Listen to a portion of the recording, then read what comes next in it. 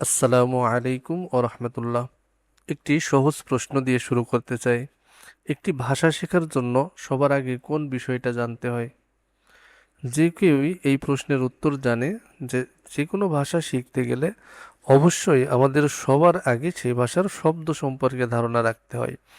অর্থাৎ শব্দ শিখতে শিখতেই মূলত একটা ভাষা শেখা সম্ভব। একটি ভাষার শব্দ না জানলে কোনো গ্রামার বা কোনো কিছুই সেই ভাষা শিখতে তাকে সাহায্য করে না।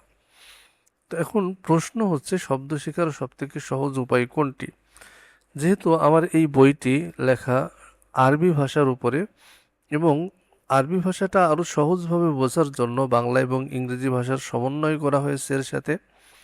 তো এই বইয়ের আমি চ্যাপ্টার 1টা শুরু করেছি হচ্ছে রুটনেস দিয়ে, যেটা মূলত শব্দ শেখার শুরুতে একজন সাধারণ স্টুডেন্ট বা যে কেউ যদি এই রুটনেস সম্পর্কে সে ধারণাটা নিয়ে নিতে পারে যে রুটনেস বিষয়টা আসলে কি, এটা শব্দ শিখতে আমাদেরকে কিভাবে হেল্প করে, তাহলে তার জন্য শব্দ শেখার এই পথটা অনেক অনেক বেশি সহজ হয়ে যাবে। তো চলুন আমরা দেখি আসলে রুটনেস বিষয়টা কি আর এটা কিভাবে আমাদেরকে শব্দ শিখতে সাহায্য করবে, যে রুটনেস থেকে কিভাবে বিভিন্ন ধরনের শব্দ তৈরি হয়। আরবি বিষয়ে যাওয়ার আগে আমরা একটু ইংলিশে উদাহরণটা দেখতে পারি। ইংলিশে যেমন একটা রুট দেখি, অ্যাক্ট, ACT, অ্যাক্ট। এটা কোনো কাজ করা বা অভিনয় করা। তো এই অ্যাক্ট, এই শব্দটা থেকে একটু যদি বক্সটার দিকে আপনারা খেয়াল করেন তাহলে বুঝতে পারবেন, এখানে দেখেন অ্যাকশন শব্দটার মূল হচ্ছে অ্যাক্ট, অ্যাক্টর এরও মূল হচ্ছে অ্যাক্ট, অ্যাক্টিভ এর মূল হচ্ছে অ্যাক্ট, রিঅ্যাক্ট এরও মূল হচ্ছে অ্যাক্ট। তো এই একইভাবে এই বক্সে অনেকগুলো শব্দ দেওয়া আছে, যে সবগুলো শব্দের মূল হচ্ছে কি অ্যাক্ট, অ্যাক্ট শব্দটি থেকে মূলত এই শব্দগুলো আসছে এবং সেটা কেমন অর্থের পরিবর্তন আসছে সে বিষয়টা আমরা এখান থেকে দেখতে পারছি। তার অর্থ হলো আরবি ভাষায় শুধু না, ইংরেজি ভাষাতেও মূলত এমন রুট থেকে বিভিন্ন ধরনের শব্দ তৈরি হয়, যেটা বাংলাতেও হয়ে থাকে।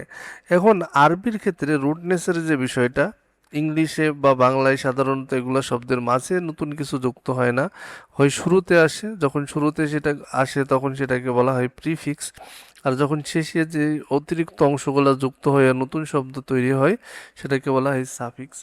তো আরবিতে এর একটা ব্যতিক্রম রয়েছে, সেটা হচ্ছে শুধু মূল যে অক্ষর বা যে রুটের শুরুতেও আসতে পারে, মাঝেও আসতে পারে, শেষেও আসতে পারে, 3 জায়গায় যুক্ত হতে পারে। আমরা যদি আরবির একটা রুট দেখি, যেমন এখানে সিন লাম মিম, এই সিন লাম মিম থেকে যে শব্দগুলো তৈরি হয়েছে আমরা এই শব্দগুলোর দিকে যদি একটু খেয়াল করি, সালিমা, ইসলাম, মুসলিম, সালাম। তো এই একইভাবে সাল্লামা, তাসলিমা, মুসালিম। তো এই যে যতগুলো শব্দ আমরা এখানে দেখছি, এই প্রতিটা শব্দেরই রুট কিন্তু সিনলাম মিম। এখন একটা মজার বিষয় হচ্ছে, এই যে একটা রুট থেকে যখন বিভিন্ন শব্দ তৈরি হয় এর অর্থগুলো খুব কাছাকাছি। কার কাছাকাছি? মোটামুটি সিনলাম মিমের যে মূল অর্থ, এই মূল অর্থের একদম কাছাকাছি অর্থ দেয়। তো এই বিষয়টা যদি আমরা বুঝতে পারি তাহলে কি হবে, দেখা যাচ্ছে আমি আমাদের যে আরবি ব্যাকরণে সরফের যে মূল বিষয় সেটা হচ্ছে একটা শব্দকে কতভাবে রূপান্তরিত করা যায় বা কখন এই রূপান্তর করতে হয় এবং রূপান্তর করলে তার অর্থের কি তারতম্য সৃষ্টি হয় সেই বিষয়টাই বোঝানো। তা আমরা যদি এই বিষয়টা একটু দেখি তাহলে আমাদের কি হবে, আমরা যখন আরবি একটা নতুন শব্দ পড়ব সেই সময় আমরা সবসময় খেয়াল করব যে তার আসলে মূল অক্ষর কোনটা।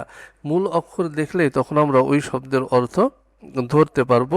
আমাদেরকে আলাদাভাবে তাসলিম, মুসালিম, সালাম, ইসলাম, মুসলিম এই শব্দগুলো আলাদা আলাদা শব্দার্থ মুখস্থ করার প্রয়োজন পড়বে না। আমরা আরও একটা বিষয় লক্ষ্য করি, যেমন কোনো একটা কাজ, সে কাজটা যে ব্যক্তি করে তাকে তো আমরা সাবজেক্ট বা কর্তা বলি। তো এই কাজের কর্তাকে বোঝানোর জন্য ইংলিশে যেমন কোনো শব্দের শেষে আর অথবা আর যুক্ত হয়, উম, একইভাবে আরবি ভাষার ক্ষেত্রেও আলিফ এবং মিম পেশ মু যুক্ত করে এই একই কাজ করা যায়, তবে আলিফটা শব্দের মাঝে আসে আর মুটা শুরুতে আসে। আমরা যদি একটু কিছু উদাহরণ দেখি এখানে, যেমন ড্রাইভ, ড্রাইভ মানে কোনো কিছু চালানো, তাই না? তো যে চালায় তাকে কি বলি আমরা? ড্রাইভার বা চালক। টিচ, টিচ মানে শিক্ষা দেওয়া, যে শিক্ষা দেওয়া কাজটা করে তাকে আমরা কি বলছি? টিচার, শিক্ষক। রাইট মানে কি? লেখা, আর যে লেখে তাকে আমরা কি বলি? রাইটার, লেখক। ফার্ম মানে কৃষিকাজ করা, তো এই কৃষিকাজটা যে করে তাকে আমরা কি বলছি? ফার্মার।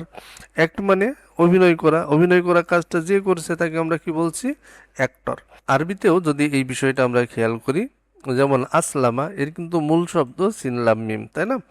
তো সেই আসলামা শব্দ, এই আসলামার এই যে গুণটা যার ভিতরে থাকবে তাকে আমরা কি বলছি? মুসলিম। আবার দাররাসা, দাররাসা মানে কি? কাউকে কোনো কিছু শেখানো, তো এই শেখানো কাজটা যে ব্যক্তি করে তাকে আমরা কি বলি? মুদাররিস। হাদ্দাসা, বর্ণনা করা, বর্ণনা করা কাজটা যে করে থাকে তাকে আমরা বলি মুহাদ্দিস। একইভাবে হাফিজা, যে এই হিফজর কাজটা করে থাকে, মুখস্থ করা কাজটা যে করে থাকে তাকে আমরা বলি হাফিজ।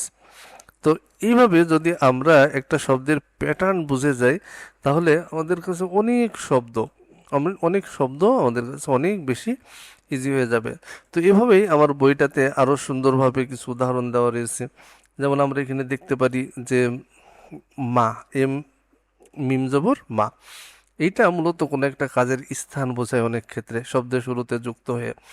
ইংলিশে যেমন কোনো শব্দের পরে প্লেস, রুম, গ্রাউন্ড বোঝে একটা স্থানকে প্রকাশ করে।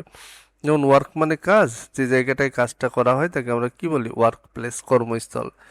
প্লে মানে খেলা করা, যে জায়গাটায় খেলাটা করা হয় তাকে আমরা বলি প্লে গ্রাউন্ড।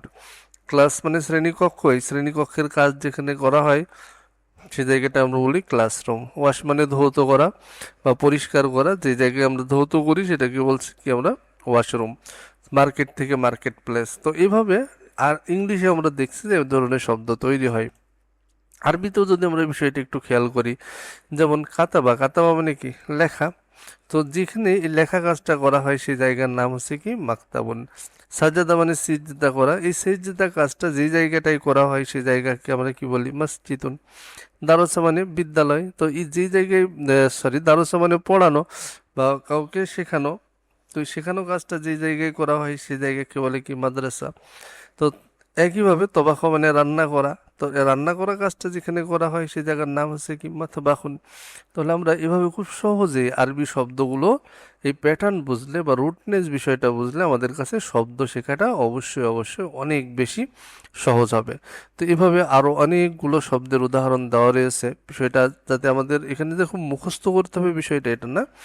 এই বইয়ের প্রথম লেসনটা তোমরা শুধু রিডিং পড়ে একটা ধারণায় নিবে, সেটা হচ্ছে যে এই যে একই শব্দ থেকে বিভিন্ন ধরনের শব্দ হয়, জাস্ট এই থিমটুকু যদি তোমাদের মাথায় চলে আসে বা তোমরা ক্লিয়ার হতে পারো, তাহলে মূলত এই পার্টটা সার্থক। তো এভাবে তোমরা জাস্ট শব্দগুলো পড়ো আর খেয়াল করো যে এই সবগুলো শব্দেরই মূল অক্ষর কয়টা? তিনটা, এবং তিনটা মূল অক্ষর থেকে এই শব্দগুলো তৈরি হয়েছে। এর পরবর্তী পার্ট দেখার জন্য অনুরোধ জানিয়ে আজকের মতো বিদায় নিচ্ছি। যারা বইটি অর্ডার দিতে চাও বা নিতে চাও, সেখানে স্ক্রিনে দেওয়া নাম্বার থেকে তোমরা বইটি অর্ডার দিয়ে নিতে পারো। আসসালামু আলাইকুম ওয়া রাহমাতুল্লাহ।